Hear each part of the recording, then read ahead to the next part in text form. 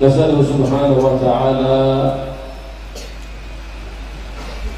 بجاه من سمعنا شمائله الحبيب المحبوب الذي تتعشقه الأرواح وتحن إليه القلوب أن يحيينا على محبته ويميتنا على ملته ويحشرنا في زمرته بعد طول عمر في عافية وسلامة من جميع الأمراض والآفات. Assalamualaikum warahmatullahi wabarakatuh. Guru kita yang mulia Al-Habib Abdullah bin Abdurrahman Al-Makhdar, beliau membuka ceramahnya dengan mengucapkan Alhamdulillah, segala puji bagi Allah Subhanahu wa Ta'ala yang mengumpulkan kita semua di malam yang penuh barokah ini, di rumah yang penuh barokah ini, untuk bersama-sama membaca sejarah hidup Nabi Muhammad sallallahu alaihi wasallam, seorang manusia, seorang kekasih yang sangat dicintai oleh Allah Subhanahu wa Ta'ala, di mana semua arwah dan semua hati selalu merindukan beliau sallallahu alaihi wasallam. Maka mudah-mudahan sebagaimana di malam hari ini kita berkumpul membaca sejarah hidup beliau, mudah-mudahan kita semua hidup di atas dunia ini hati kita dipenuhi dengan mahabbah, dipenuhi dengan cinta kepada beliau, dan mudah-mudahan kita meninggal di dalam agama beliau, dan mudah-mudahan besok di akhirat kita dibangkitkan juga bersama beliau setelah kita panjang umur hidup di atas dunia ini dalam keadaan sehat walafiat, dalam keadaan dijauhkan dari segala macam penyakit. Qala sallallahu alaihi wa alihi wasallam, "Dzaqa ta'mul iman man radiya billahi rabban وبالإسلام دينا وبمحمد صلى الله عليه وآله وسلم رسولا من اعتجن ذلك في قلبه وخالط لحمه ودمه بهذا الإيمان فإنه يذوق حلاوة الإيمان ويذوق حلاوة أحلى من نعيم جميع الدنيا." Nabi Shallallahu Alaihi Wasallam beliau bersabda, akan merasakan rasanya iman orang yang ridho Allah sebagai Tuhannya, Islam sebagai agamanya, dan Nabi Muhammad sebagai nabinya.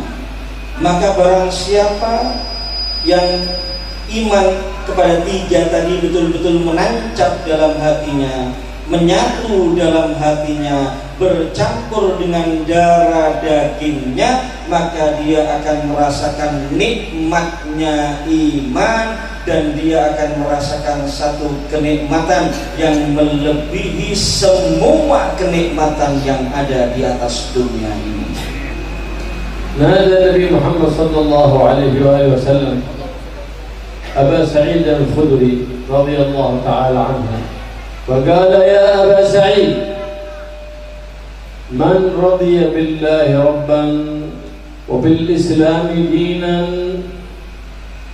وبمحمد صلى الله عليه وآله وسلم نبيا دخل الجنة. فاستعظم ذلك أبا سعيد الخدري فقال كيف يا رسول الله أعدها علي. فقال يا أبا سعيد من رضي بالله ربا وبالإسلام دينا وبمحمد صلى الله عليه وسلم نبيا دخل الجنة.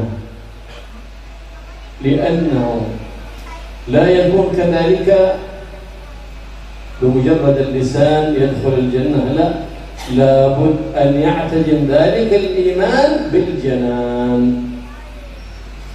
Nabi SAW menyeru kepada seorang sahabat yang bernama Abu Sa'id al-Khudri, wahai Abu Sa'id al-Khudri, barang siapa yang ridho Allah Subhanahu wa ta'ala sebagai Tuhannya, Islam sebagai agamanya, Nabi Muhammad sebagai nabinya, maka dia akan masuk surga.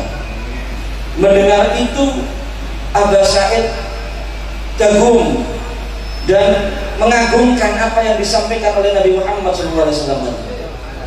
Maka Aba Sa'id seakan-akan tidak percaya dengan itu, minta lagi diulangi, ulang ya Rasulullah, ulang ya Rasulullah, apa yang telah kau sampaikan tadi. Maka diulangi lagi oleh Nabi Muhammad SAW.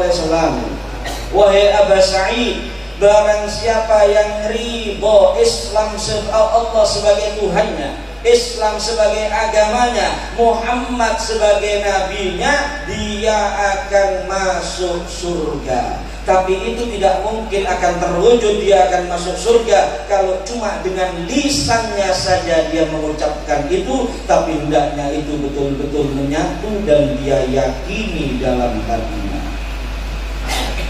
Wa qala sallallahu alaihi wa alihi wasallam,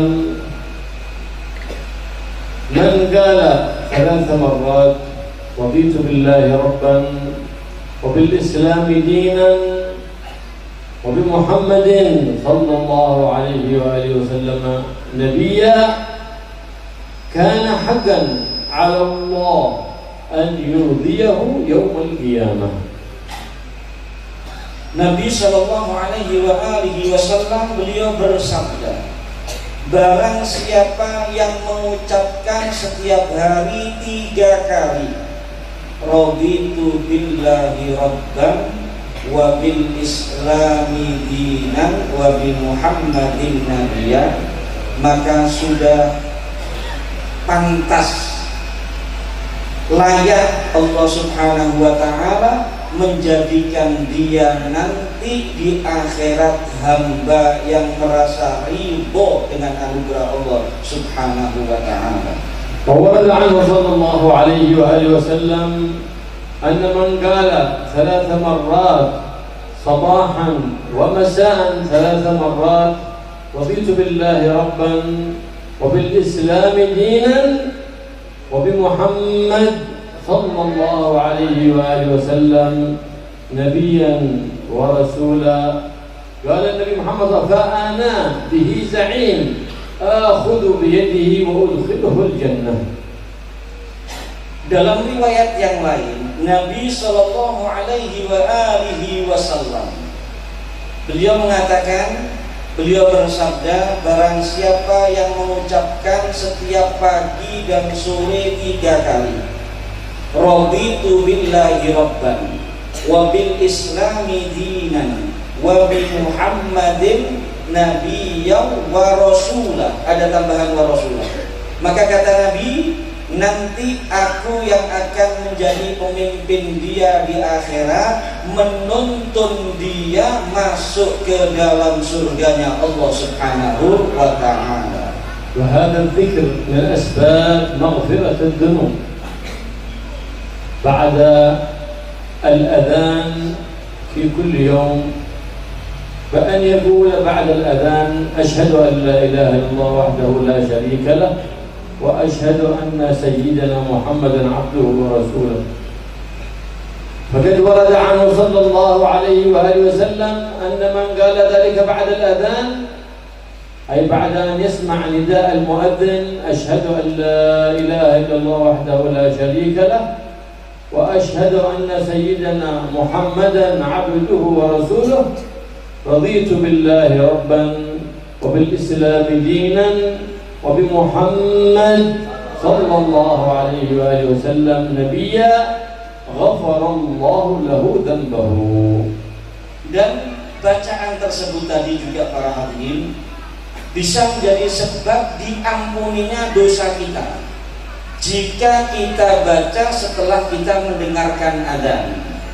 Dalam riwayat Nabi Shallallahu Alaihi Wasallam beliau bersabda, barang siapa yang setelah adzan membaca asyhadu an la ilaha illallah wahdahu la syarikalah wa asyhadu anna sayyidana Muhammadan abduhu wa rasuluh, kemudian dia baca raditu billahi rabban wa bil islami dinan wa bi Muhammadin nabiyya, maka dosanya diampuni oleh Allah Subhanahu wa taala. وذكر بعض العلماء أن من خاف من أمراء أو من أعداء أو من جماعة فقال رضيت بالله ربا وبالإسلام دينا وبمحمد صلى الله عليه وآله وسلم نبيا ورسولا اللهم إني أجعلك في نحورهم اللهم إني أعوذ بك من شرورهم إلا نجاه الله من أولئك الحاسدين الظالمين الباغين الماردين. Jika ada orang yang dia dihantui rasa takut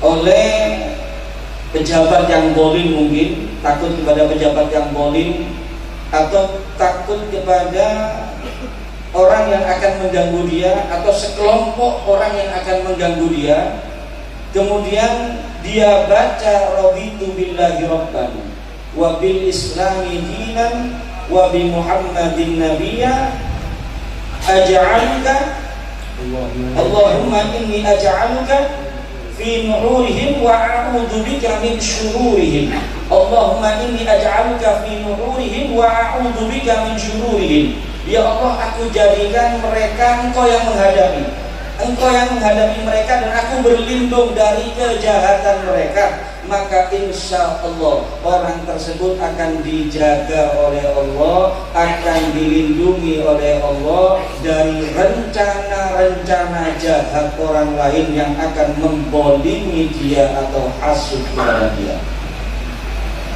Karena hakikatul iman برضيت بالله ربا حقيقة الإيمان برضيت بالله ربا حتى تملأ قلبك إيمانا فهذه عقيدة نورانية بأن تملأ قلبك إيمانا بالله وبما جاء عن الله وتعتقد الكمال في الله وتنزهه عن جميع النقائص. Apa hakikatnya kalimat raditu billahi rabban itu?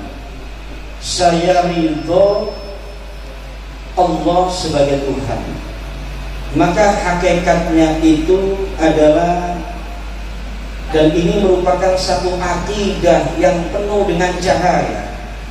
Kita betul-betul meyakini, hati kita penuh dengan keyakinan bahwasanya Allah Subhanahu wa taala adalah Tuhan kita.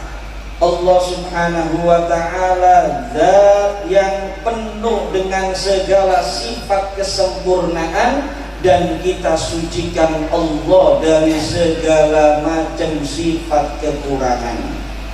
وتعتقد علم اليقين أنه ليس كمثله شيء وهو السميع البصير. Dan meyakini bahwasanya tidak ada yang seperti Allah Subhanahu wa taala sesuatu pun, dan Allah adalah Maha mendengar dan Maha melihat. وأنه تعالى واحد في ذاته وفي صفاته وفي أفعاله. Dan Allah Maha Esa dalam zatnya, dalam sifatnya, dan dalam pekerjaannya.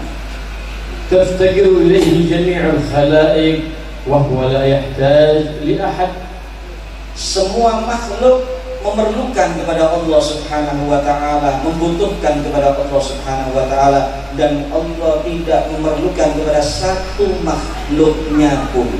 لا تنفعه طاعة المطيعين ولا تضره معصية العاصين، إنما الطاعة تنفع الطائع فيرتقي ويعلو شأنه ومقامه في الدنيا والآخرة، والمعصية تضر العاصي فيهوي إلى الدون حتى يلحقه الهون ويكون مع الذين أساءوا في حياتهم الدنيا فيستحقون العقاب يوم القيامة. Dan kita meyakini bahwasanya Allah Subhanahu wa Ta'ala itu tidak manfaat bagi Allah taatnya orang yang taat. Demikian juga tidak membahayakan Allah maksiatnya orang yang maksiat. Allah tidak perlu dengan itu semua. Manfaatnya orang yang taat itu ya kembali kepada si orang yang taat tadi itu. Manfaatnya kembali kepada dia ketika dia taat, maka dia nanti di akhirat akan mendapatkan kenikmatan dari Allah Subhanahu wa Ta'ala. Demikian juga orang-orang yang maksiat, madarratnya, kerugiannya ya dia sendiri yang merasakan. Ketika dia maksiat, maka dia akan mendapatkan banyak daripada masalah dan kejelekan di dunia, dan di akhirat juga akan celaka, menjadi orang yang hina, masuk ke dalam nerakanya Allah Subhanahu wa Ta'ala. وقد ورد في الحديث القدسي عنه سبحانه وتعالى أنه سبحانه وتعالى لو اجتمع الناس في صعيد واحد وسأل كل واحد مسألته فأعطى كل واحد ما سأل ما نقص ذلك في ملك الله شيء، فملك الله لا ينفذ فلا تسأل إلا الله.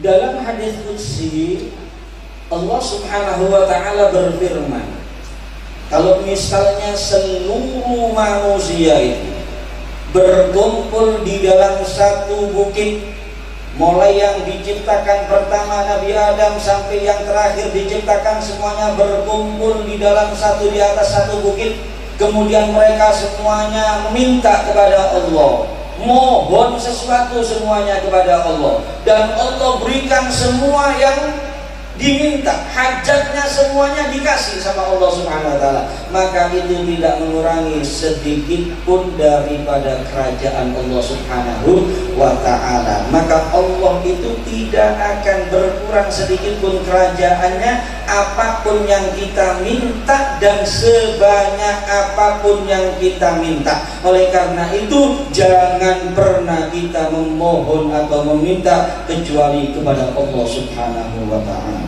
فمن رضي بالله ربا أيقن أنه الرازق الواحد الأحد، وأن ما يقوم به من الأسباب من دكان، من شهادة، من غير ذلك أنها لا ترزق، وأن الله سبحانه وتعالى هو الرزاق، فيتكل على مسبب الأسباب ولا يتكل على السبب، فإن الذي يشك في رزقه يشك في الرزاق سبحانه وتعالى. Maka kita harus benar-benar meyakini bahwasannya orang yang menyatakan raditu billahi rabban itu berarti dia puas, ridho, rela Allah sebagai Tuhannya.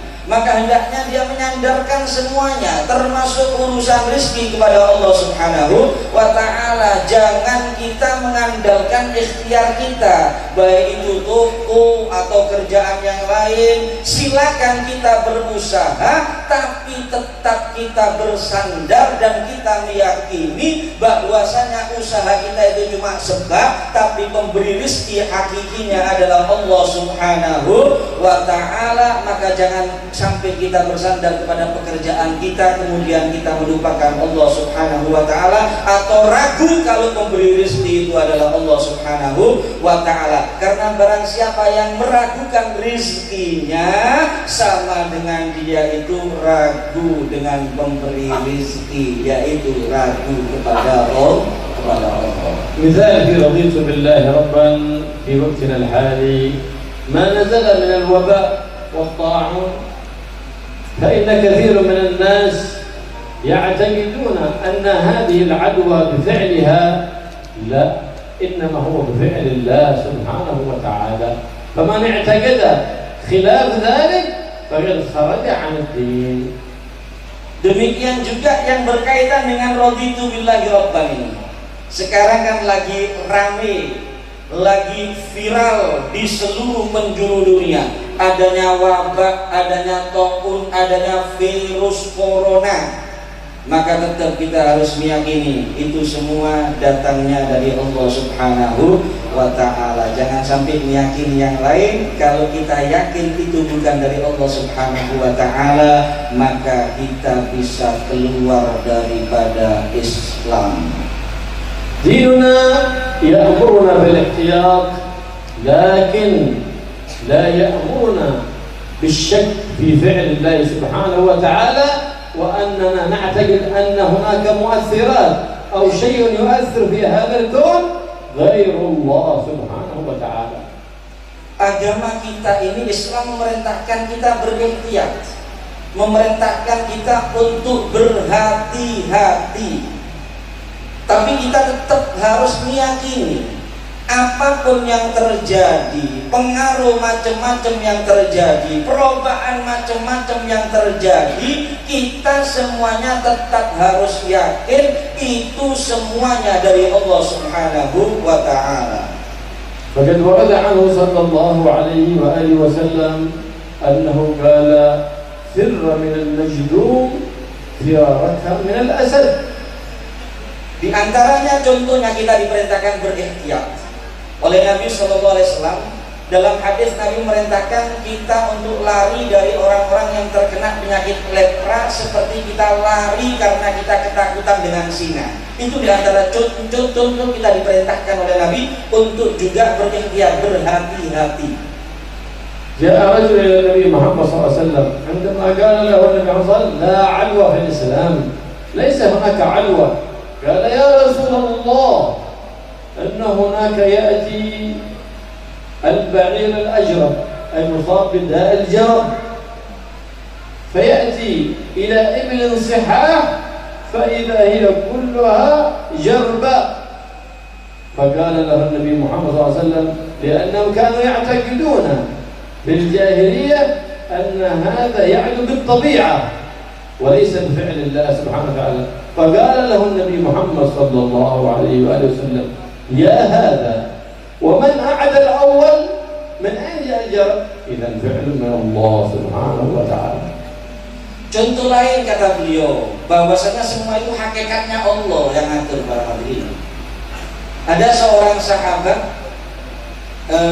melihat satu onta, ya, onta yang badannya penuh dengan penyakit gatal-gatal. Maka orang tersebut meyakini bahwasannya onta yang gatal-gatal tadi tertular oleh onta yang terkena gatal-gatal yang sebelumnya. Maka disanggah oleh Nabi Sallallahu Alaihi Wasallam. Nabi menyatakan tidak ada tular menular, itu sebetulnya nggak ada dalam Islam itu. Nggak ada penyakit menular itu, nggak ada hakikatnya. Kata si sahabat ini, lain onta ini tertular dengan onta yang ini ya Rasulullah. Akhirnya Nabi Shallallahu Alaihi Wasallam, karena orang ini meyakini tertularnya itu secara alami, bukan daripada takdirnya Allah. Itu yang diyakini oleh orang yang tanya tadi, para hadirin. Maka akhirnya sama Nabi ditanya, lah yang pertama terkena gatal-gatal itu ketularan yang mana? Onta yang pertama kena gatal-gatal itu ketularan yang mana? Ketularan yang mana? Tidak lain itu Allah yang ngasihnya, yang ngasih penyakit. Oleh karena itu jangan meyakini tertularnya itu secara alami, tapi tertularnya itu tetap Allah Subhanahu wa ta'ala yang mentakdirkan itu. في هذا العصر بحثوا عن فيروسة الجذام فوجدوها كائن يشبه الأسد مع صغر حجمه، وقد قال فرارك من الأسد. وقد اكتشف في هذا العصر أن تلك الجرثومة هيئتها تحت المجهر كهيئة الأسد. Subhanallah. Beliau menceritakan di zaman kita ini diadakan penelitian tentang penyakit judam. Penyakit judam itu lepra ya, kalau di sini ya. Nabi dalam hadis menyatakan apa tadi? Larilah kamu dari orang yang terkena judam seperti kamu lari daripada singa. Ternyata setelah diadakan penelitian, virus yang ada di penyakit judam itu terlihat bentuknya seperti singa walaupun cuma kecil. Subhanallah, sesuai dengan sabdanya Nabi Muhammad sallallahu alaihi wasallam. Wa qad warada annahu sallallahu alaihi wasallam annahu akala ma'al majdum fi sahn wahid, lakin qala al-ulama liman kana yaqinahu بقوته يقين النبي محمد صلى الله عليه وآله وسلم. أما من كان يقينه ضعيف فبعد أن أكل ورجع إلى البيت أحس بحكة أو شيء يقول لابد هذا بسبب ذاك ذاك ضعف الإيمان وذاك صار من المؤلفة قلوبهم ولا إيمان في قلبه. Tapi dalam riwayat Nabi SAW itu pernah makan satu nampan dengan orang yang terkena penyakit judam. Makan satu nampan Nabi SAW. Tapi Nabi yakin semuanya itu dari Allah, nggak ada keraguan sedikit pun. Kalau kita kan udah kadang-kadang habis makan sama orang yang ada penyakit judam satu nampan, kita pulang ke rumah kok agak gatel sedikit ini. Waduh, ketularan saya ini. Ini orang yang imannya lemah, ini orang yang tidak punya keyakinan dengan Allah Subhanahu wa ta'ala. وإلا فالنبي محمد صلى الله عليه وآله وسلم احتاط تشريعا لأمته عندما مر على جدار وكان الجدار مائلا، فلما وصل عنده أسرع في المشي. قال يا رسول الله ما تفعل؟ قال إني أخاف موت الفجأة، ربما يسقط هذا الجدار، فعمل بالاحتياط، وإلا فلن تموت نفس حتى تستوفي أجلها من حين ما تخرج من بطن أمك قد كتب الله لك بطاقة كاتبي شقي أو سعيد، عمرك أجلك وزنك. Dan Nabi itu memang sekali lagi ya mengajarkan kepada umat ini untuk hati-hati.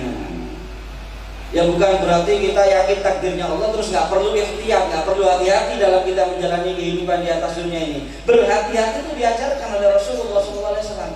Salah satu contohnya yang lain, pernah Nabi itu jalan melewati satu tembok, satu dinding yang miring sudah mau roboh. Maka Nabi mempercepat jalannya. Sahabat heran ditanya, kenapa ya Rasulullah, kok engkau percepat jalanmu ya Rasulullah? Katanya Nabi, ini tembok miring, ini mau roboh, saya nggak mau mati mendadak. Katanya Nabi. Padahal Nabi kan yakin nggak mungkin orang itu mati kecuali kalau memang sudah ajalnya, sudah habis umurnya, karena orang itu sudah ditentukan oleh Allah Subhanahu wa ta'ala, sudah ditulis ketika malaikat meniupkan roh dalam tubuh kita dan ketika kita dalam rahim ibu kita, malaikat meniupkan roh, sudah ditulis kita ini celaka atau beruntung, ajal kita, rezeki kita, semuanya sudah ditulis oleh Allah Subhanahu wa ta'ala. Nggak mungkin orang itu mati sebelum ajalnya habis atau umurnya habis, ajalnya datang. Hadirin hadirat yang dirahmati Allah. Tapi Nabi mengajarkan kepada umatnya, tetap kita ini juga harus berhati-hati. إذا فمن رضي بالله ربا أيقن واعتقد أنه لا تأثير في هذا الكون كله من خير أو شر إلا بالمؤثر الواحد الأحد سبحانه وتعالى. Maka orang yang betul-betul mantap raditu billahi rabban dari dalam hatinya, maka hendaknya dia betul-betul meyakini tidak ada pengaruh apapun di muka bumi ini, baik ataupun buruk, kecuali semuanya datangnya dari Allah Subhanahu wa ta'ala. وكثير ماتوا على سوء الخاتمة والعياذ بالله. بماذا؟ بشكهم في ضمان الله سبحانه وتعالى. وقد ضمن الله لعباده الرزق، فقال تعالى وما من دابة في الأرض إلا على الله رزقها. فيكون عنده شك في الرزق، وأنه إن لم يفعل كذا لم يرزق، أو أنه إذا زادوا أولاده على 5 لما كفاهم مرتبه. فذاك شك في الرزق. والشك في الرزق شك في الرزاق سبحانه وتعالى، فإن كثير من عقائد أهل الكفر والطغيان يعتقدون أن هذا لو بقي التنازل يزيد لما كفاء الأكل الذي في الكرة الأرضية الناس. هذه عقيدة كفر والعياذ بالله. الله ما خلق نسمة إلا وخلق لها رزقها. Banyak kadang-kadang orang itu naudzubillah min dzalik meninggalnya su'il khatimah, nggak adalah Islam. Kenapa? Karena dia ragu dengan jaminannya Allah. Termasuk yang banyak diragukan jaminannya Allah, yaitu jaminan rezeki dari Allah Subhanahu wa Ta'ala. Allah sudah berfirman dalam Al-Quran, tidak ada hewan yang melata di muka bumi ini kecuali Allah telah menjamin rezekinya. Kadang-kadang orang zaman sekarang dia bingung, kalau dia nggak kerja nggak bisa makan. Kadang-kadang mau punya anak 5 itu, mau punya anak 5 takut. Saya kalau punya anak 5, gajian saya nggak cukup untuk hidupi anak saya yang 5. Ini berarti ragu dengan jaminan rezeki dari Allah. Kalau ragu dengan jaminan rezeki dari Allah, sama dengan ragu dengan Allah Subhanahu wa Ta'ala. Dan ini kadang-kadang permainannya orang-orang kafir, permainannya orang-orang di luar Islam, cuci otaknya umat Islam. Mereka kadang-kadang menakut-nakuti sekarang. Kalau terus sekarang ini banyak anak semua manusia yang hidup di atas dunia ini, maka akhirnya gak ada yang bisa makan nantinya. Gak cukup makanan di dunia ini kalau untuk manusia yang banyak sekali punya anak nantinya. Ditakut-takuti semacam itu. Padahal Allah tidak menciptakan satu makhluk di muka bumi ini kecuali Allah telah sediakan makanan untuknya.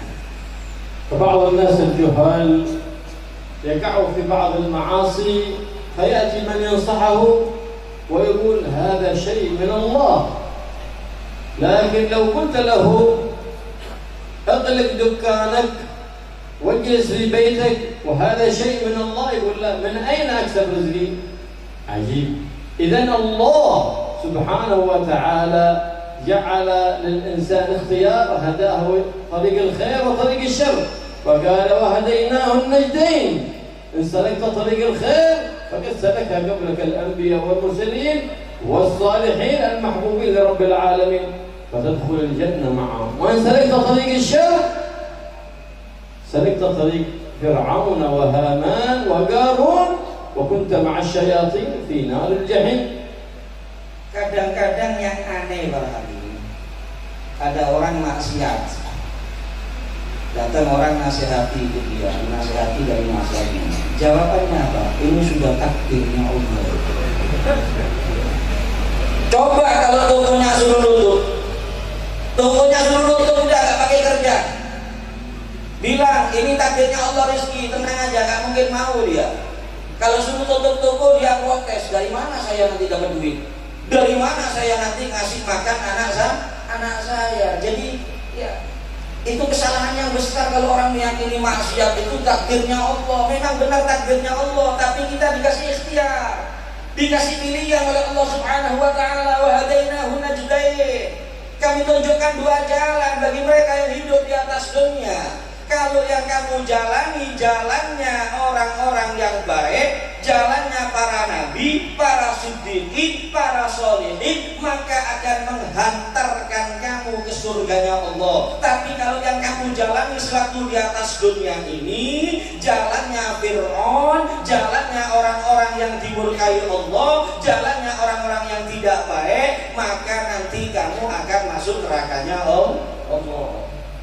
فالمؤمن المطمئن قلبه بالله والذي تحقق بقول رضيت بالله ربا هو الذي جعل الله بقلبه إكسير يحول المحن إلى منن والخوف إلى أمن. Orang yang betul-betul dalam hatinya itu penuh keyakinan dengan raditu billahi rabban tadi, maka Allah Subhanahu wa Ta'ala jadikan dalam hati dia itu iksir. Iksir itu sesuatu yang bisa merubah ujian itu jadi nikmat bagi dia. Ketakutan itu menjadi keamanan bagi dia. Itu orang yang betul-betul harus meyakini bahwa itu dilakukan. عندما ينزل الوباء من السماء لا يعرفه أهل الأرض فنعلم علم اليقين أن هناك ذنوبا صعدت من الأرض لا يعرفها أهل السماء. Ketika ada wabak yang Allah turunkan dari langit dan kita semuanya tidak mengetahui apa wabak tersebut, maka kita meyakini wabak tersebut adalah disebabkan dosa-dosa yang dilakukan oleh penduduk bumi yang naik ke langit, dan penduduk langit tidak mengetahui dengan itu. ثم ينزل الوباء من السماء نعلم أن الله سبحانه وتعالى أرسل لنا جنودا من جنوده لنرجع إليه ونتوب إليه ونستغفره ونتضرع إليه ليرفع عنا ذلك البلاء. Maka ketika Allah turunkan bala atau wabak di muka bumi ini, sama dengan Allah mengirimkan bala tentaranya kepada kita. Tujuannya apa? Untuk memperingatkan kita itu, agar kita ini kembali kepada Allah, agar kita ini bertobat kepada Allah, agar kita ini mohon ampunan kepada Allah Subhanahu wa taala atas dosa-dosa yang telah kita lakukan.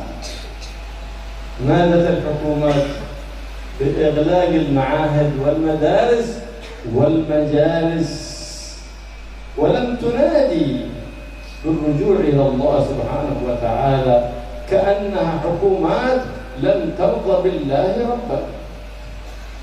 Sekarang kalau nggak salah pemerintah mengumumkan sekolahan-sekolahan libur, betul ya? Majelis-majelis libur, ya. Yang diumumkan itu, tapi lupa pemerintahnya nggak mengumumkan kepada masyarakat, kepada rakyat ini agar kembali kepada Allah, agar taubat kepada Allah, agar mohon ampun kepada Allah Subhanahu wa ta'ala. Seakan-akan mereka itu nggak ridho kalau Allah sebagai Tuhannya. وعطلت المدارس وعطلت المعاهد وصاروا الناس جالسين في بيوتهم وكأنهم ينتظرون الموت. ما هكذا أفعال المؤمنين، بل وأخبث من ذلك اشتغل الأولاد والبنات بالإنترنت والويئة وكأنها عرضة للإنترنت لأجل الاشتغال به، لا للاستغفار والرجوع للعزيز الغفار سبحانه وتعالى. Jadi sekolah-sekolah libur, majelis-majelis libur, banyak orang akhirnya ya bengong di rumah, nunggu di rumah, tinggal nunggu mati seakan-akan kata dia. Dan yang aneh, akhirnya dengan banyaknya libur seperti itu tadi, mereka malah mohon maaf banyak yang sibuk dengan internetnya, sibuk dengan WhatsApp, sibuk dengan main HP, bukan digunakan untuk istighfar, bukan digunakan untuk bertobat, bukan digunakan untuk berzikir kepada Allah Subhanahu wa ta'ala. Itu yang terjadi sekarang. فقد ورد في كتب الفقه أن الناس إذا استبطأوا المطر كان على حاكم البلد أن ينادي في أهل البلد يا معشر الناس توبوا إلى الله استغفروا الله ردوا المظالم ولا يظلم بعضكم بعضا، ثم بعد ذلك يأمرهم بالعمل الصالح وهو الصيام 3 أيام، ثم يخرج في اليوم الرابع ببذلة ورتع من البهائم ورضع من الأطفال وخشع من الشيابة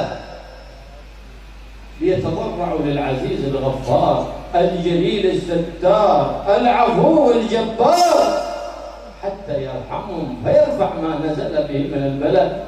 هكذا شرع نبينا محمد، وهذا فعل من رضي بالله ربا. Bukankah dalam kitab-kitab fikih para hadirin, kalau kita baca ajaran Nabi Muhammad SAW, kalau ada kekeringan di satu daerah, lama tidak turun hujan, maka dalam ajaran Nabi Muhammad, pemerintah memberikan pengumuman kepada rakyatnya, kepada masyarakat, agar mereka semuanya bertobat kepada Allah, mohon ampun kepada Allah, mengembalikan ya kezaliman-kezaliman yang mereka pernah lakukan. Mereka mungkin mengambil haknya orang lain atau barangnya orang lain, diperintahkan untuk dikembalikan, untuk saling memaafkan satu sama lain. Kemudian diperintahkan untuk berpuasa 3 hari. Setelah puasa 3 hari, di hari keempat keluar ke tanah yang lapang dengan pakaian yang digunakan sehari-hari, bukan dengan pakaian yang bagus. Dengan hewan-hewan ternaknya juga dikeluarkan, anak-anak kecil yang masih disusui juga diajak keluar, orang-orang tua juga dikeluarkan, sholat istisqa, baca doa, tadarruk, minta ampun kepada Allah yang maha mengampuni dosa dan maha merahmati hambanya. Seperti itu yang diajarkan dan disyariatkan oleh Nabi Muhammad sallallahu alaihi wasallam untuk kita umatnya. كان سيدنا جعفر الصادق في سيدنا محمد الباقر جوجو رسول الله صلى الله عليه وآله وسلم عجبت لمن خاف شيئا كيف يغفل عن حسبنا الله ونعم الوكيل فإن من كررها وقاه الله سبحانه وتعالى من أذية الإنس ومن الجن ومن الفيروس ومن غير ذلك من البلاء. Al-Imam Ja'far Shadiq ibn Muhammad al-Baqir, cucu daripada Rasulullah sallallahu alaihi wasallam. Beliau menyatakan, saya merasa heran kalau ada orang Islam kok punya rasa takut dari sesuatu. Bukankah dia tidak membaca Hasbunallah wa ni'mal wakil, di mana disebutkan orang yang baca Hasbunallah wa ni'mal wakil itu dijaga oleh Allah, dilindungi oleh Allah dari gangguan manusia, dari gangguan jin, dari virus, dan juga dari yang lain-lain. وكان من عمل السلف الصالح أن يأتون بهذا الذكر، يأتوا به حسبنا الله ونعم الوكيل 70 مرة في الصباح و70 مرة في المساء، فإذا اشتد بهم الأذى واشتدت الحاجة atau bihadza dzikr 450 marrah. Dan amalnya para salaf soleh, para alim, mereka membaca hasbunallah wa ni'mal wakil tadi 70 kali di pagi hari dan 70 kali di sore hari. Dan kalau ada masalah yang agak genting, ya agak menakutkan, maka bacanya setiap hari 400 kali. 450 kali. 450 kali. فإن البلاء إذا نزل ماذا يرده؟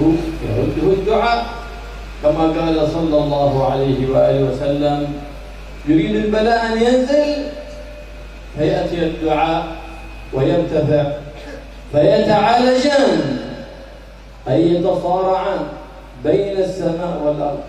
يريد البلاء أن ينزل فلا يدعه الدعاء ينزل فيتعالجان إلى يوم القيامة ولا يستطيع أن ينزل البلاء. إذن لا يرده إلا الدعاء والتضرع إلى المولى سبحانه وتعالى. Tidaklah menolak turunnya bala kecuali doa. Maka ketika bala itu akan turun, kemudian manusia di muka bumi ini berdoa kepada Allah, maka doa kita akan naik, maka bertemu di tengah-tengah, dihadang bala yang mau turun tadi, dihadang oleh doa kita, sehingga mereka di sana bergulat terus, ya bergulat nggak bisa itu balak mau turun ke bumi sampai hari kiamat. Jadi tidak bisa menolak balak kecuali adalah doa. Kita tabarruk, kita mohon kepada Allah Subhanahu wa ta'ala. Doa huwa silatun baina al-'abdi wa maulahu subhanahu wa ta'ala. غفل الناس عن هذه الوصلة بينه وبين ربهم فأرادوا أن يعالجوا الوباء بحولهم وقوتهم. لا، إنما هو بالدعاء. نسأل الله أن يرفع ذلك الوباء. فعملوا الاحتياطات من أدوية وغير ذلك، لكن ما عملوا ما هو الأهم من ذلك، وهو الرجوع والتضرع لله سبحانه وتعالى. Doa itu hubungan antara hamba dengan Tuhannya, para hadirin. Cuma banyak manusia yang lalai dengan itu, sehingga kadang-kadang mereka itu mau menangkal wabah dengan usahanya, dengan ilmunya, dengan kecerdasannya. Dia antisipasi dengan macam-macam obat dia buat. Silakan, nggak apa-apa, hati-hati seperti itu. Tapi kadang-kadang lupa untuk doa kepada Allah, lupa untuk mohon kepada Allah Subhanahu wa ta'ala. وبقي معنا رضيت بالله ربا وبقي معنا وبالإسلام دينا ومحمد النبي ورسوله.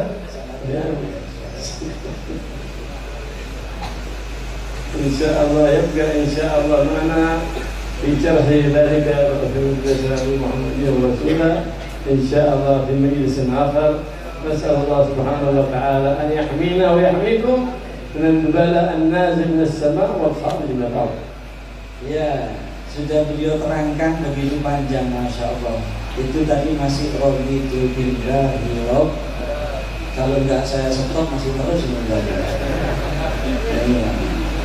Anak yang nggak kuat ini, memorinya capek. Jadi masih kurang apa tadi? Wabil Islami dinan, wabil Muhammadin. Insya Allah di majelis yang lain nanti, Insya Allah. Oleh karena itu diundang lagi Habibnya, Insya Allah dijelaskan nanti.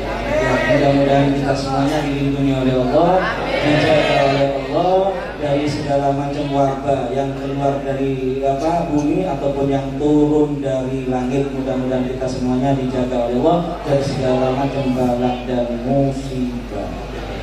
ويغفر كذلك من هذا البلاء والوباء في كل يوم 3 مرات. اللهم يا كافي البلاء اكفنا البلاء قبل نزوله من السماء.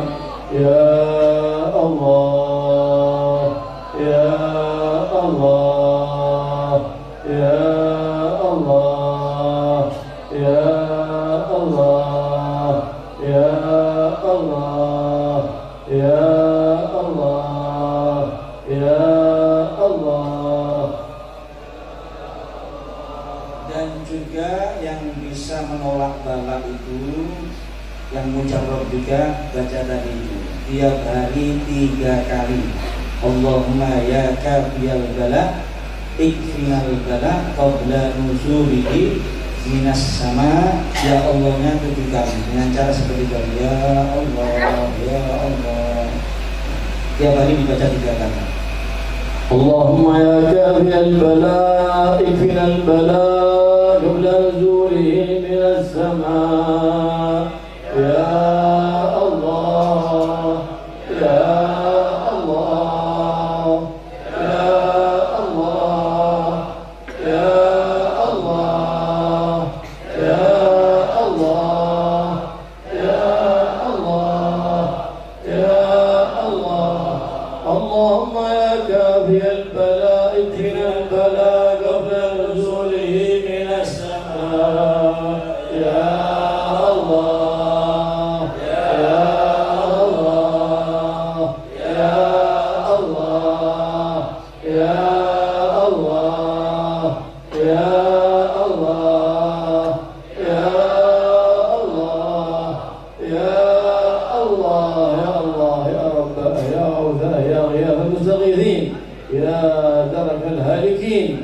غثنا أدركنا برحمة من عندك تغنينا بها عمن سواك، وزدنا يا رب إيمانا ويقينا، وخلصنا من كل أذية وبلية يا رب العالمين، وأدم عنا كل شقية، وبلغنا كل القصد وكل النية، واجعل جميع حاجاتنا وحاجاتكم مقضية بجاه النبي محمد خير البرية صلى الله عليه وآله وسلم.